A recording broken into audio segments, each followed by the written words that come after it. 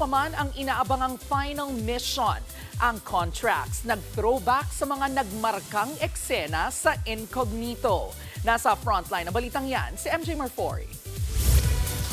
Nasa last stretch na ang hit action seryeng Incognito. Kaya naman, high time na balikan ang mga iconic na eksena. Pero this time, may insider scoop ang ating mga bida. There was a storm during the time that we were shooting in Palawan. So immediately right off the bat, it was already pretty challenging. I feel like the difficulty really bonded us. Kwento ni Daniel Padilla aka Andres Malvar. Umpisa pa lang ng shoot para sa serye. Pangdiinan na agad ang paguran.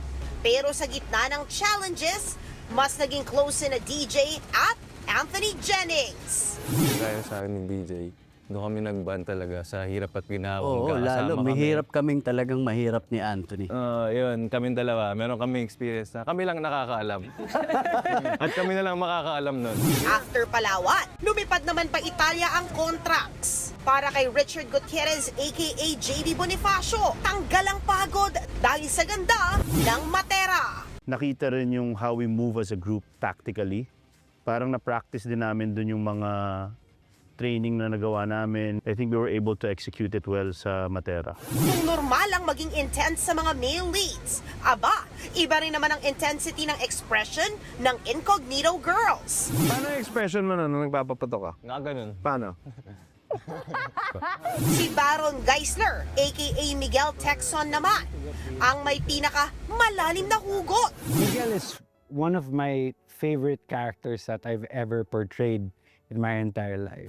Napapanood ang Incognito dito sa TV5, 8:45 p.m.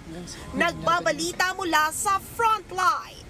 MJ Marfori, News 5. Mga kapatid, Jervy Wrightson po. Eto na nga. Para sa latest showbiz news at iba pang kay-alaman, mag-follow at mag-subscribe na sa social media pages ng News 5.